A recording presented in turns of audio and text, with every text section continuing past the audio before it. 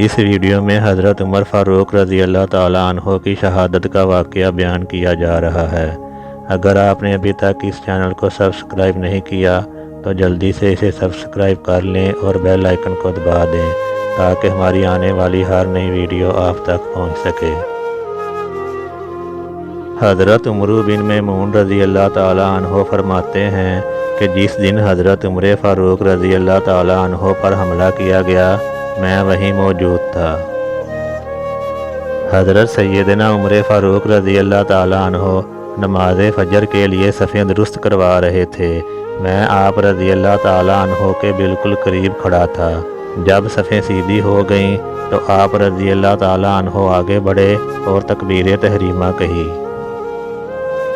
آپ رضی اللہ تعالیٰ عنہ نے نماز شروع کی اور سورہ یوسف کی تلاوت کر رہے تھے کہ ایک مجوسی غلام جو پہلی صف میں چھپ کر کھڑا تھا اس نے موقع پاتے ہی ایک دو دھاری تیز خنجر سے آپ رضی اللہ تعالیٰ عنہ پر حملہ کر دیا۔ وہ مجوسی غلام حملہ کرنے کے بعد پیچھے پلٹا اور بھاگتے ہوئے 13 نمازیوں پر حملہ کیا جن میں سے 7 شہید ہو گئے۔ ایک نمازی نے آگے بڑھ کر اس پر کپڑا ڈالا اور اسے پکڑ لیا۔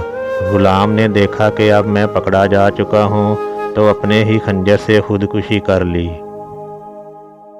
حضرت عبد الرحمن بن عوف رضی اللہ تعالیٰ عنہ نے آگے بڑھ کر نماز فجر پڑھائی۔ حضرت عمر فاروق رضی اللہ تعالیٰ عنہ شدید زخمی ہو چکے تھے۔ آپ رضی اللہ تعالیٰ عنہ نے حضرت ابن عباس رضی اللہ تعالیٰ عنہ سے فرمایا کہ معلوم کرو مجھے کس نے زخمی کیا ہے۔ آپ رضی اللہ تعالیٰ عنہ باہر گئے اور کچھ دیر بعد واپس آ کر بتایا کہ مغیرہ رضی اللہ تعالیٰ عنہ کے غلام ابو لولو فیروز نے آپ رضی اللہ تعالیٰ عنہ پر حملہ کیا ہے۔ آپ رضی اللہ تعالیٰ عنہ نے فرمایا کہ وہی غلام جو لوہار تھا؟ حضرت ابن عباس رضی اللہ تعالیٰ عنہ نے فرمایا کہ جی ہاں۔ حضرت عمر رضی اللہ تعالیٰ عنہ نے کہا کہ اللہ کا شکر ہے کہ میں کسی مسلمان کے ہاتھوں زخمی نہ ہوا۔ پھر آپ رضی اللہ تعالیٰ عنہ کو گھر لے جایا گیا۔ حضرت عمر بن میمون رضی اللہ تعالیٰ عنہ فرماتے ہیں کہ ہم لوگ بھی آپ رضی اللہ تعالیٰ عنہ کے گھر کی طرف چل دیے۔ لوگوں پر مصیبتوں کا پہاڑ ٹوٹ پڑا تھا۔ لوگ آپ رضی اللہ تعالیٰ عنہ کو تسلی دینے لگے کہ آپ رضی اللہ تعالیٰ عنہ پریشان نہ ہوں، زخم جلد ہی ٹھیک ہو جائیں گے۔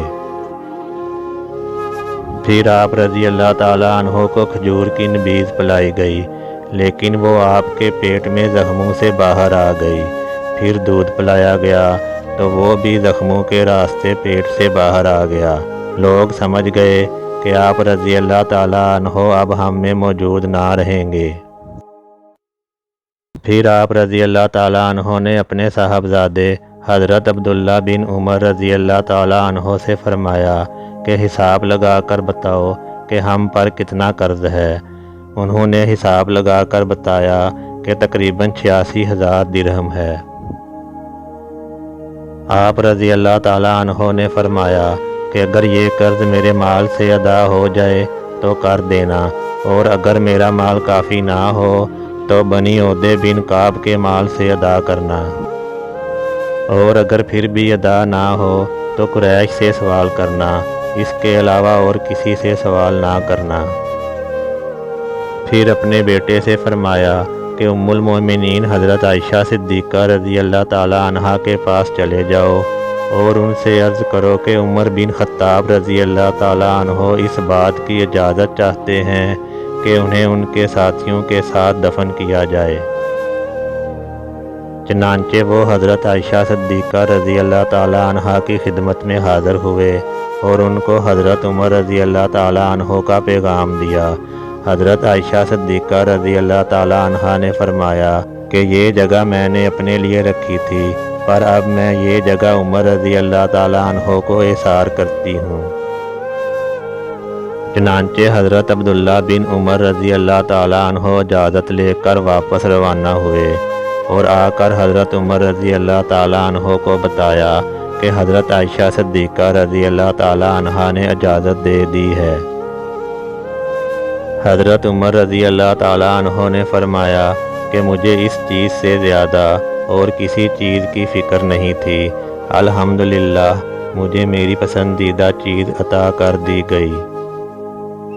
جب آپ رضی اللہ تعالیٰ عنہ کی روح خالق حقیقی سے جا ملی تو ہم آپ رضی اللہ تعالیٰ عنہ کو مسجد نبوی میں لے گئے اور حضرت عبداللہ بن عمر رضی اللہ تعالیٰ عنہ نے حجرہ مبارک کے باہر کھڑے ہو کر ام المومنین حضرت عائشہ صدیقہ رضی اللہ تعالیٰ عنہ کو سلام عرض کیا اور حضرت عمر رضی اللہ تعالیٰ عنہ کو حجرہ مبارک میں دفن کرنے کی اجازت طلب کی۔ آپ رضی اللہ تعالیٰ عنہ نے اجازت دے دی، چنانچہ حضرت عمر فاروق اعظم رضی اللہ تعالیٰ عنہ کو حضور نبی پاک صلی اللہ علیہ وسلم کے جلووں میں حضرت ابو بکر صدیق رضی اللہ تعالیٰ عنہ کے پہلو میں دفن کر دیا گیا۔